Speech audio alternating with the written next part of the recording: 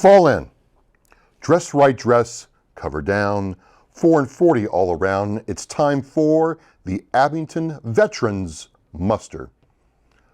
My name is Travis Partington, Marine Corps veteran, Abington resident, and your host of this wonderful program.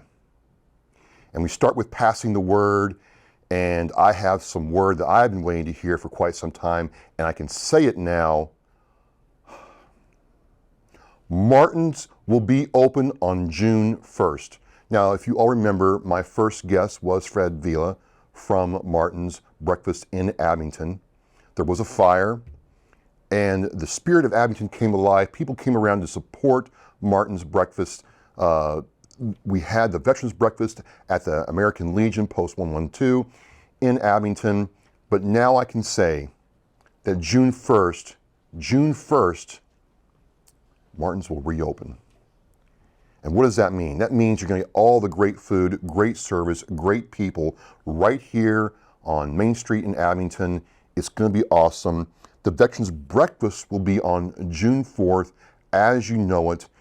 And Fred has promised, change is uncertain sometimes, and change gets scary, but he's promised, as much as he's been able to, the original feeling, spirit of Martin's has not been moved. You will feel like you're home again on June 1st. That's a Sunday, June 1st, Martin's in Abington will reopen. And I just want to say thank you on behalf of all of us veterans here in Abington. Thank you to everybody who raised money to support the waitstaff and team at Martin's so they were not impacted any more than necessary through this time. Truly is a proud moment for Abington as this institution reopens. Yes, and I need my breakfast quesadilla, no onions, hash browns with mustard, and my coffee black. I can't wait. And neither should you. There should be a line of people Sunday to be at Martin's. Next up, this is a program that has been worked on for quite some time by the Veterans Advisory Council and Veteran Service Officer Adam Gunn. A lot of work has gone into the Abington Hero Banner Program. You might have seen in different communities, a friend of mine in New Milford, New Jersey just got on a banner, and there's going to be a program out where you can, enter the name of a veteran or somebody who joined, served, or died in Abington. They're going to get their name on a banner and be hung up on poles around town. There's more to come on this, but right now it's going to the select board for final review, and then the application portion will be open. And I think it's important that we never forget these people from World War I, World War II, all the way up through the global war on terror. It's just a way for us here in Abington to show pride for those who have served our country from Abington. And along with that, there are going to be Purple Heart street sign toppers. So kind of like the hero banner, if you were wounded or killed in action from Abington and you served our country, there's going to be a special honor for those who, had this happen. A Purple Heart goes back to the Revolutionary War. It is truly a signifier that you sacrificed your person, yourself, your body in service to our country. And Abington, again, with the Abington Veterans Advisory Council and Veteran Service Officer Adam Gunn, brought this program forward, and it's going to be standing up. We're going to have a test sign first. We're going to have more on that as the time comes, but it's a really, really exciting time as we go into summer proper here in Abington. Now, this is the June episode. I just want to remind you that, hey, we've got a lot of things coming up for 4th of July here in Abington. I want to thank everybody who helped out for the June celebrates in Abington, and all the people who came out last month for our Memorial Day ceremony at Mount Vernon Cemetery. That's me passing the word. Martin's reopens, the Abington Hero Banner Program, and the Purple Heart street sign topper. Thank you very much, and we're going to go on now to our next distinguished guest. Thank you.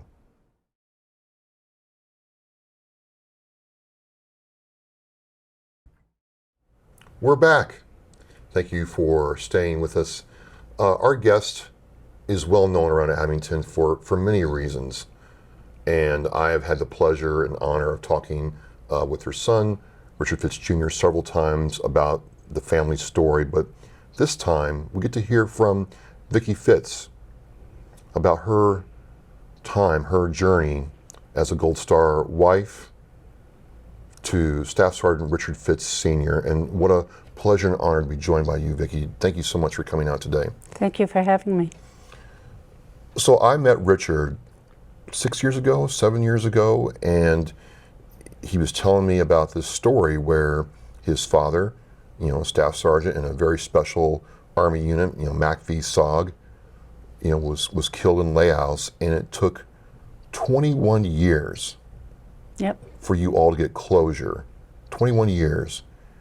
And at first I couldn't believe it. I'm like, how can that happen in this day and age? I mean, I literally had people I know pass, and we knew within hours. But you all had to wait 21 years. And it's just, I want to thank you for coming on Abington Veterans Muster and talking with me about this, because people know you, people know what that means to the town of Abington and what happened, but people can kind of forget after a while, so we're going to reacquaint them. This was a very different time in our country back then, wasn't it? It sure was, yeah. It was not a very popular war at all. war, no, not at all. And was he drafted? I can't remember. No, he enlisted. He was gung-ho, he wanted to go. So he wanted to go. Yes. And were you a mother before he joined, or? No. So he joined, he's doing the Army MOS school, he's doing infantry, all the jump school, all that, and you become a mother at the same time. Mm-hmm. Yep, one of those leaves, that was it. Well, I mean, things happen, Yeah. It's a common story in the military. So you have Richard. Yes. And your husband goes to Vietnam. Kind of remind us, what's that like when you see them get in the plane and go away and you just don't know what's going to happen? That's it. You don't know what's going to happen. No idea. And he warned me that he couldn't say anything or do anything or write about anything, with any importance because of the situation he was in. So now there's like texting and Facebook video and Teams, the whole Zoom, any number of things. Yeah. You had letters like once every Yes. couple of weeks, months. Months. Sometimes I'd get them a couple of weeks, but that was an off time. But usually months. I can't imagine that. Yeah. I can't imagine that. I know. But that's the way it was back then. So he's serving, and Karen kind of talked about this, where the attitude toward people serving in the Vietnam War was extremely different than it is now. So Richard Fitts Sr. serving in the Vietnam War, it's not very popular. What's the sentiment? How are you dealing with the sentiment back here at home while he's serving? I didn't find a problem with that. Okay. That didn't hit me. What hit me was being a young mother and being alone. That's what hit me. But I didn't run into anything personally, from anybody, saying something bad or derogatory. Nothing. I have seen several pictures of your husband playing with Richard Jr. And, just your husband in general seemed to have this real, like what you said, gung-ho for life. Yeah. Excuse me, he did. He was full of life. I mean, he'd take chances and risks, and, I'd just turn my head and say, okay, go for it, There's nothing you can do. You can't. Nope. You can't contain him, so just let him go, right? Yep. Yeah, he was a funny guy. Funny guy. Mm-hmm. And then there's a picture where he's holding Richard above his head, and he has his, beret on, and that was a very special moment. Richard told me. Did he like being a father? Yes, he did. Yeah. But he was a disciplinarian, let me tell you. He was, and Richie wasn't even, of age to really know what it was. But he cracked the whip. He made sure he, towed the line. Yeah. Wow. Yeah. Well, that's how it was. But in a nice way, firm, but But that's how military. it was. No, I've had experienced that myself, so I know what that's like. What was it like? And I've kind of asked Richard this before, and he was too young to remember. But you get the people show up at your doorstep to tell you what's going on, and that's all they tell you. What was that like? Yeah. Well, they first came to my mother and father's door, from what I understand, because I was supposed to live at Bradford Street, and I had moved in with the Fittses, because Richard wanted me to stay there for some reason. But that's what I did. I moved in there. So they came to the Fitts household, and I got served there, and I was like hit in the face with it. And I said, "Oh, I just opened a letter from him. He was wounded, but he said he was fine. He's got, he was hit with a concussion grenade, and he was fine." So I didn't really know what to think of that. Yeah. The meals are slow and all that stuff, so I didn't know. So anyway, I was kind of in shock, and I didn't know what to believe. I kept saying, he's fine. We'll hear from him soon, but we didn't. And I kind of kept that in my head for a long time, that, he's still alive. But, So they came to the house, told you he had gotten wounded? No. Okay, I'm sorry. He was missing in action. Missing in action, okay. Yeah. Just wanted to clarify that. Yeah. Missing in action might mean that, hey, he's in the jungle somewhere, lost, or, they're trying to find him. Yeah, that's what I was holding on to, And then it took years. When did it sink in? Because Richard's talked about this several times, that even as a young boy, he remembered, like, where's my dad? When are they going to come and tell me what's going on? Yeah.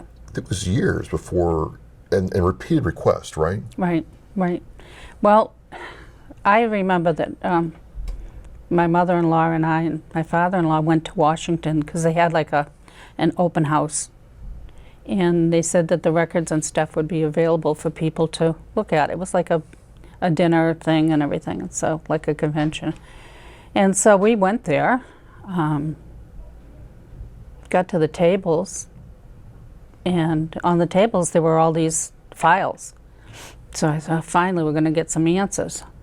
And we sat down at the table, and the file was there, but it was empty. It said top secret classified. So we just looked at each other and said, well, this was a for naught thing, And they came around to each table and talked and stuff, and they said there's nothing they could tell us. So I started talking, so did my mother-in-law, about, well, what about this? What about that? Things that we found out on our own. Yeah. And he says, looks at his notes and says, where'd you find this out? And I looked at him and I said, top secret classified. And I mean, what can you do? We were sitting there by ourselves, Yeah, but they had you come down to Washington, D.C. Exactly. They had to have known that they had either redacted or put that classification on those documents, right, and still had you come down. Right. And then looked you in the eye, like we're talking right now, and said, hey, yeah, sorry. Exactly. It was kind of cruel. Had to be. Mm-hmm. It was. And so it took 21 years. Mm-hmm. What was the final thing that said, okay, this is what actually happened? I don't know what the final thing was that they decided, but I had gone back down to Washington. It was 7 years later. And I wanted his file opened and reviewed again. Because when I was at that first convention, there was a lady there. She had like 5 kids or something. And her husband died. And she had all these children. And she was lost. I mean, absolutely lost. And I said, I don't want to be like that. I don't want my son to grow up in the what ifs and the shadows and all this stuff. I want him to have a life and enjoy life. So I asked them, please review it. I didn't ask him down, you know, to pronounce him killed or anything like that. But I wanted some closure, you know, and they came back with a presumption of death, you know, and I kind of got in trouble for that because they said I did it. I demanded that. No, I didn't, you know. I still wanted to keep the hope. Well, why wouldn't you, right? Mm-hmm. You're his wife, and you've got his son, and you're Yep. trying to answer questions I'm sure Richard had at the time. Right. Yeah. So when they finally came to you all and said, "Hey, this is what happened, and we're having him come home," what was that like from your point of view? What were you feeling during that time? Again, it was all consuming, but you know, the Fittses kind of took over Yeah. everything, and we were kind of in the background, and you know, that's the way it had been the whole time. So, you know, we just kind of settled into our own little groove and marched on, basically. There was nothing to really do. They handled all the funeral arrangements and all that. Yes. Yep. Not included. Oh wow. Yep. Richard, Well, I was included in, you know, in the, naturally in the family thing, you know, and stuff like that. But as far as the arrangements and stuff went, and that was all taken care of by them. I see. So. The reason I ask is you can see in the documentary that Richard did, you know, his grandparents are featured heavily. They had very strong opinions about what was going on and how that worked. I just, Right. you know, wanted to kind of connect the dots with your involvement, and it kind of makes sense now to answer that question. Yep. Yeah. But still, I mean, one of the things that has, and I told you were in the room when I asked this question, one of the very stark points of that film, of that experience from the outside looking in, is Richard talks about all the things moving up to the time when his father comes home to Abington. And, you know, here he is, he's a young man, he's got the hair down to his shoulders, you know, you can tell he's in the rock scene, he's doing all this, Yeah. and this army soldier, you know, heavily decorated, hands him the flag, and you can see that he's like in this different space. He is. Yep. Kind of like what I was when they told me. But you know, as his mother, what were you, when you saw your son going through that, what were you feeling? I just wanted to hold him and, you know, Yeah. tell him I loved him, and, you know, his dad was great, and, you know, and he knew it, you know, as a kid, as a child, Sure. he knew it. But, yeah, to see that and have him go through that after so many years, it was just, you know, he didn't even know his dad. Right, right. That's how long it was.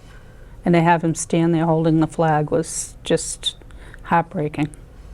And it's kind of closure, but I just want to ask you, because Richard's like, it was kind of closure, Travis, but it wasn't closure because it took so long. Right, right. You had to live all these emotions again. Yep. And then deal with them and move on with life. I mean, that's not something that the average person serving in the military or average Gold Star family member deals with. I know. Yeah. Do you think, I mean, I know this, but I have to feel that we can do a better job at that. Yes, you know, but I mean, I understood the security and everything around that, so that wasn't a real question for me. The thing they should have done is given us some information. Let us know that we're still around, we're still there, just don't tuck us away, you know. We needed some type of something to hold on to, you know. Well, I do want to follow up then, because when it started coming, you know, apparent what, you know, Richard Sr. was doing, it was top secret, highly specialized type of warfare he was doing. When you saw that laid out in front of you, like I've gotten to read some of the citations that have been gathered over the years, you had to feel he was a special kind of man. Oh yeah. Well, of course, I always knew that, but no, but yes. Well, it was just, it's one thing, I mean, his son's talking about it, and we've kind of talked about it, in person, but to actually see this is what this man did Right. at an age where most people are still trying to get out of college and figure out their first apartment. Right. Right. He's jumping out of a helicopter way behind enemy lines. It just, they were a special breed back Yes. Yeah, they were. Yeah. then. I asked Karen this. I'm going to ask you. You have this length of time. What was the support from Abington like during this time? Well, the USV was always there for us, and that was something. They were always there for Rosella and Walter too, you know.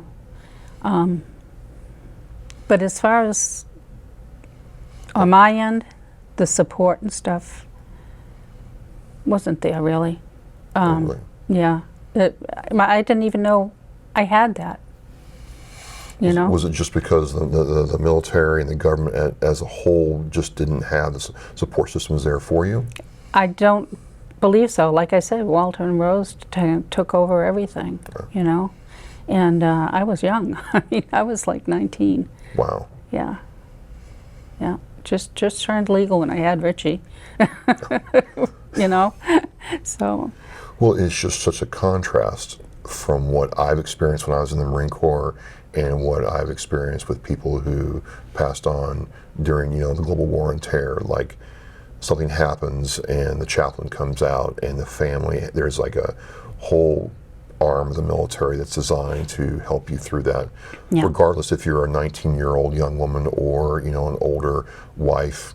When I say older, someone whose husband's been in the military for 20 years. Right. She's not a young woman anymore. And she's probably seen this herself. There's support there for you. And not just you, but with, Karen's story about the other Vietnam, veteran who died in Abington and other Vietnam era veterans. It wasn't there. And it was really weird how during World War II, they were treated differently. Right. Yeah. And then Vietnam happened and it was almost like, well, okay, hey. And now it's kind of rolled back to where we were with World War II.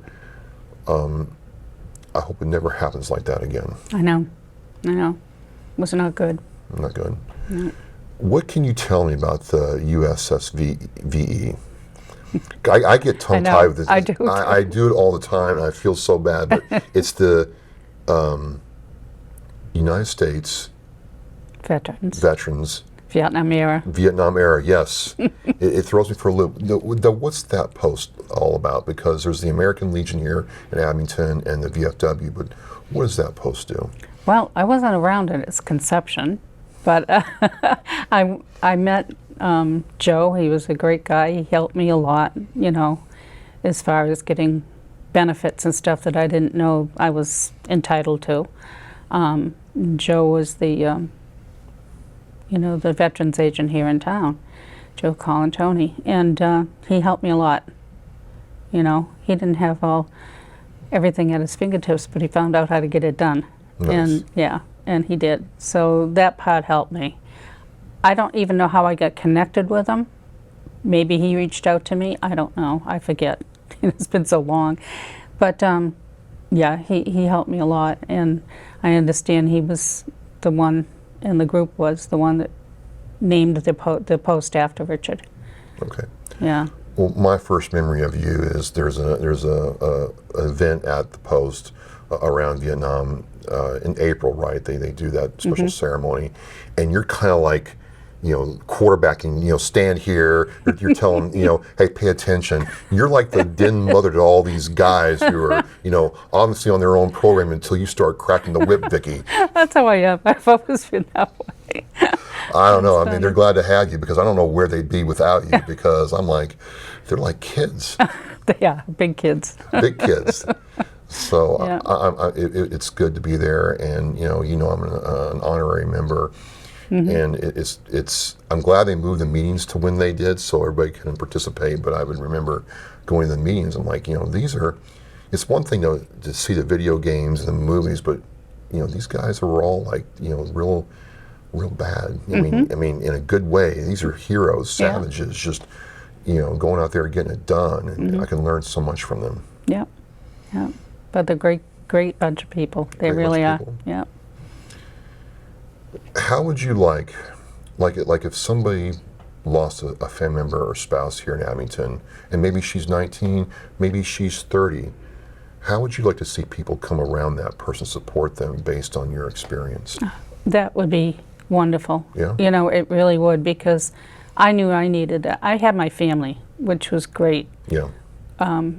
I moved back with my parents after this happened, but they were wonderful, you know, very supportive.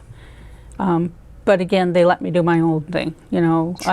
I've been a horsewoman since I was 3, and my husband loved the horses and the farm stuff too, and that's kind of where I ended up, because with his death benefit, I ended up getting a place in Pembroke. I put a down payment on a place in Pembroke, had my barn built, started moving the animals in. Nice. Yeah, yeah. Nice. I've worked at many stables and stuff too, so I had that, and I had that farm for over 32 years. Oh, wow. Yeah, Wow. yeah.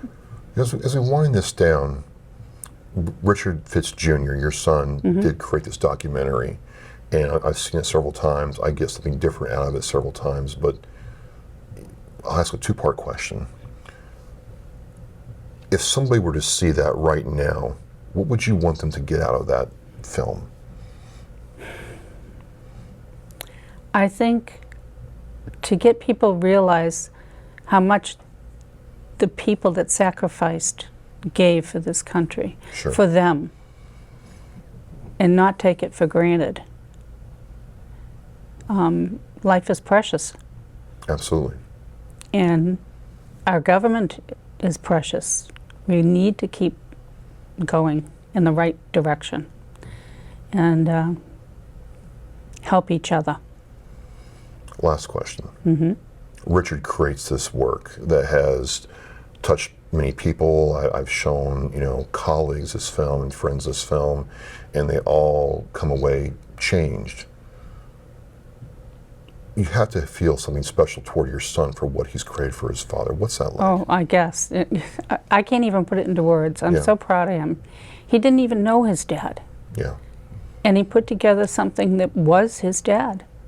And it's just, and like he said many times, different things when he was making this film steered him in the right direction, from meeting these people that served with him, getting involved with the MaxOG, reunions and stuff. And like he was trying to get a hold of one guy, I'm sure you saw that on the film, where he's trying to call this guy forever, and he never got a hold of him. And then all of a sudden he sat down, and it was him. It was the guy calling him. I think the last thing that really got me was, Art Donahoe creates the song Letters to MIAs Yes. in honor of Richard Fitts Sr. And it really, along with the documentary and along with the song, really calls us to remember what those men and women went through during the Vietnam War. Yeah. And I've always been touched by how Richard brought his father to life. Yeah, he did. Yeah. Well, Vikki, I want to thank you for coming and talking with me. Thank you. I just get reminded every time I talk with Richard, and Austin too. Your grandson. How much what his grandfather did Right. affected him, and now he's serving Abington as a police officer. And Yeah. I think that's just a strong tradition from the Fitts family. Yeah, I think he did that too, because his grandfather wanted to be a policeman when he got out of the service. Wow. So I think that's what kind of drove him. Well, it was a really proud moment seeing him with his uniform on. Yeah. And Yeah. It just I could tell Richard was very proud of him. So I'm glad that you're proud of him too. No, certainly. Absolutely, absolutely. Ladies and gentlemen, again, why we do this show. We do this show to tell these kinds of stories and understand that freedom is great. Freedom is something that is truly American, but it's not free. It's not cheap, and it comes at a cost. And we should learn from the past so we don't make mistakes in the future. I'm Travis with Abington Veterans Muster, and I'll say right now that you are dismissed.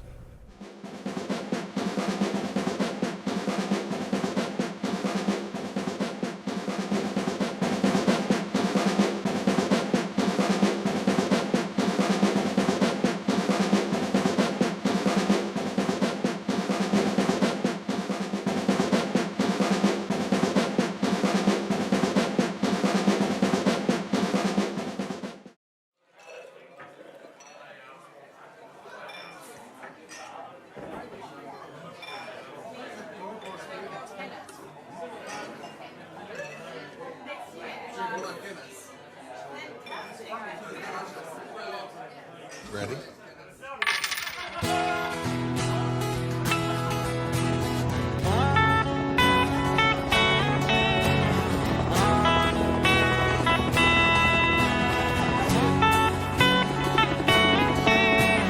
When you hear them calling your name,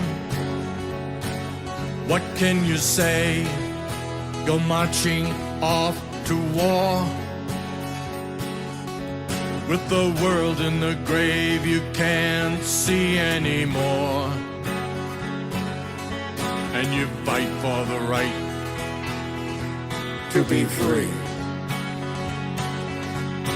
And no one understands why but me.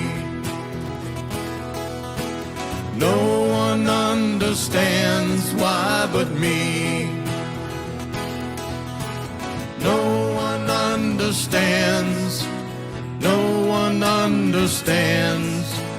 No one understands why but me.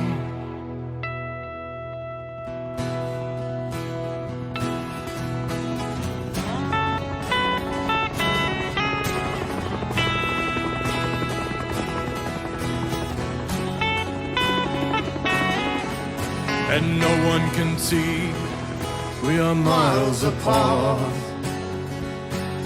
What did you fight for with that gun in your hand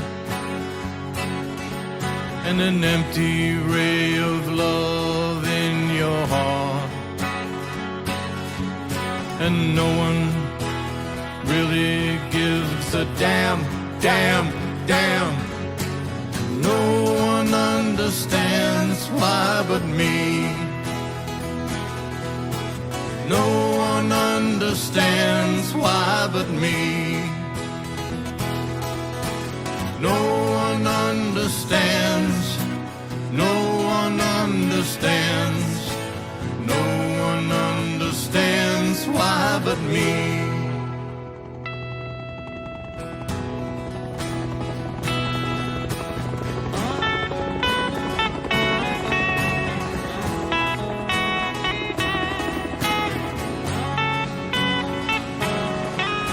The day I heard you weren't coming home was the day the earth stood still, and it never will be the same. No more wars. Please, I beg, I can't understand. Can't live without my friends. Not anymore. Not anymore. Not anymore. More, more. And no one understands why but me. No one understands why but me. No one understands. No one understands. No one understands why but me.